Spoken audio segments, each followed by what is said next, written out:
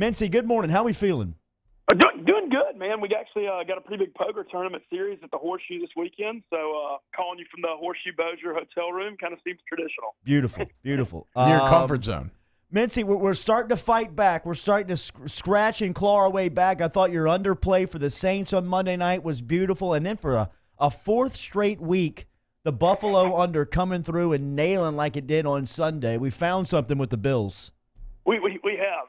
They're kind of the perfect under team, and we might be heading that direction again here in a minute. Sweet. All right, So Musso, what was I the know- record last week? Musso, I know I threw a lot at you. Mincy, update the record. Okay, the record is 14-15 for the year, 4-2 last week, but pumped to be back at 500. Let's because, go. Clean slate, baby, and ready to roll. Let's 0-0. go. Let's go. 0-0. Give me my widespread panic bump music here, my bed music, as we get into the first plays of the weekend. Mincy, it's your stage. Yeah, let's do it. Let's bust it big. We'll start in college football. I'm really curious for LSU fans. I mean, what a fascinating matchup in the swamp this week between Auburn and Florida. Auburn looked dominant last week, crushed Mississippi State. I know there's a lot of questions about Florida. Kyle Trask seems like he's a little more consistent and stable than Felipe Franks. Maybe doesn't turn it over as much. I think it's going to be a slugfest. Dan Mullen and Gus Malzahn have obviously coached a lot against each other from the Auburn-Mississippi State days, and I like under 48.5 in this game. I think we got an SEC slugfest on our hands in that game. Let's go. Under 48, Auburn and Florida from the swamp. Where are we going to next? We're going next. This is a Pac-12 game, but it's a specific play where Vegas sometimes just comes out with real high lines, and they're showing you they're not messing around. Cal lost their starting quarterback last week in that game against Arizona State, and Vegas put a huge line on Cal at Oregon. Oregon by 18. Wow. And you know what that tells me, fellas? Oregon's going to beat the hell out of them because Vegas knows people are going to take Cal getting that many points. Their backup quarterback's trash. Oregon's really good at Eugene. So I'm laying the 18 and trusting Vegas. Makes sense. Plus, Mintz with no respect for Cal after Ole Miss should have beat him. I feel you, man. Well, it's just more their backup quarterback's a mess. And Oregon's got crazy home road splits. They struggle away from Eugene, but at home they dominate. So we're going to take Oregon, and then we're going to move on. A lot of totals plays, fellas. I've been hitting these over-unders, feeling good about them this year. So I love it. Coming in the NFL. We're going to start with an interesting game in Pittsburgh. Every time the Ravens and Steelers get together, kind of a slobber knocker. It's going to be I think it's even with Lamar Jackson and the Ravens offense looking better. I still have some questions about Mason Rudolph. You know, we'll see what happens, but he checked the ball down a lot, even with good stats the other night. I like under 44.5. I mean, I think Baltimore and Pittsburgh, a lot of low-scoring games, and I think it's going to be a defensive battle. Next up, we're going to keep rolling, and here you've been the Bills under stuff. This week, it kind of looks a little too obvious, which concerns me. But how the hell are any points going to be scored in a Titans-Bills game? I just can't figure it out. I think it's going to be Matt Barkley going, Mariota. The Bills have one of the best pass defenses, if not the best, in pro football. Tennessee's going to just try to grind it out to Derrick Henry, and somebody's going to win 16-13. But it's going to be us that's winning on the under. Wait, so where is that game? It's in Tennessee. Okay. So Bills in Tennessee under. What's the under on it? It's low. It's low one, 38.5, but it's low for a reason. All right, I love it, Mitzi. What's up next? Pick number 5. Pick number 5. We got a couple more totals. These are the first ones, 2 dome totals. Atlanta's heading to Houston. Boy, has Atlanta got the memo this year that games kick off at noon? I mean, they're down 17-0 in the first quarter every week. What's going on? They're not so ready. bad. They're not coached. I mean, what's going on? I'm lost. Houston had kind of a bad loss last week to Kyle Allen in Carolina, and I'm actually going both these teams played low-scoring games last week. I think we might have a track meet in the Dome where I think both offenses get untracked, a little bit of a bounce back, and so I'm going over 48.5 in Atlanta, Houston. I think it's going to be some points on the board here. Nice. A little over for the people out there. Over 48.5. Falcons at Texans. All right, Minty, give us the final 6th pick of the Mint 6-pack. Well, we're going back to New Orleans, and we're going back in a little bit of a different way. First of all, guys, I'm nervous about this game for the Saints.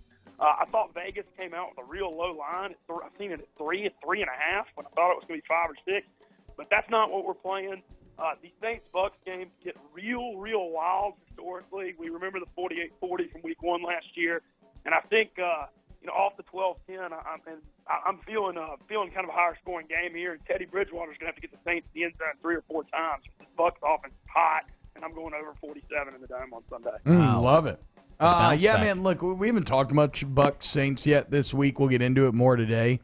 I don't know if trap game's the right. I don't think trap game's the right thing. I just think that as impressive as the Saints have been recently, it's still without Drew Brees. It's still hard to just think you're going to walk in and beat anybody, right? And I wonder if this team will lock in the same way for this challenge as they have the last couple weeks. This one concerns me. Sunday noon, not near the same atmosphere as Sunday nights, obviously. And the Bucs beat the Saints every year, it seems like one. I mean, this is always a You know tough what's deal. crazy? I'd written off the Bucs completely. If they win Sunday, both teams are 3-2, right there at the top of the NFC And South. if Tampa Bay's kicker can make a field goal, they're potentially They would be 3-1 right now. Yeah. Yeah. So I mean, look, I still don't think the Bucs are good, and I think that Yeah. Jameis Winston will make some crucial mistakes on Sunday. But it's you whatever. Like I said, I think the bottom line is you just can't take anything for granted without Breeze out there, even with as impressive as they've been. All right, Mintzy. So we got Auburn at Florida playing the under 48. Cal at Oregon. You're taking the Ducks minus 18. Ravens at Steelers. What was the number on that under? It's 44 and a half. A big part of that one, too, the public's 81% on the over. Wow. I'm fading it. Jordy loves fading the public, too. Love that. Bills at Titans. A low under here for you, 38.5. Falcons at Texans over. 38.5 in Bills Titans. Falcons at Texans over 48.5. And finally, Bucks at Saints over 47. So a lot of total plays from the men's six. I love it. Yes, total play's been high. I have a good feel for NFL over-unders usually, and we're gonna ride that. And it felt good to get the 4-2 week, and I'm feeling big momentum. We're about to get after them. All right, one more time, Minty. Give us that overall record again. We're 14 and 15. Perfect. So We one love under it. 500. Love it. Yeah, one under 500. We're kind of following last year's trend, and murder and Sunday is a little weak on Saturday, so we're gonna get that righted. But I'm feeling great about NFL right now. Mincy, we always look forward to our Thursday conversations. Our listeners look forward to it. Last week, you left us with a little bit of anxiety. You left us anxious on the way that you hung up the phone. It sounded like you had somebody in the room with you. All we're looking for here is a small explanation. We're going to give you a piece of audio that came to us last week from this interview, and just an explanation is all we're looking for. And what the genius strategy. All right, Yeah. Benny. We'll talk to you next week, man. Enjoy the Yeah, weekend. thank y'all so much for having me. We'll get back to the winning this week. Thank y'all. What was that? Mincy, what's happening in that hotel room? Nothing right now, but I don't know. I guess That was last week. That was last week. I think I had like a ride coming to get me or something. Maybe I don't know. I'm not really sure what happened. It sounds Kinda got me panicked. off guard on that one. I don't have a good explanation. Forget it. Drop the question. Forget we asked. Yeah, no worries at all. But I want to say on the Mahomes front, the Chiefs got away with murder last They week. did. Four They did. fumbles on the ground, allowed over 400 yards, and somehow won. You keep a lookout for me on Sunday Night Football. Is 4 or that- 5 touchdowns. Is that the first time y'all have won without you throwing a touchdown pass? I believe it is. Yeah. It was actually, I thought my first Dome game was going to be a fantasy explosion, and it was not. You never know.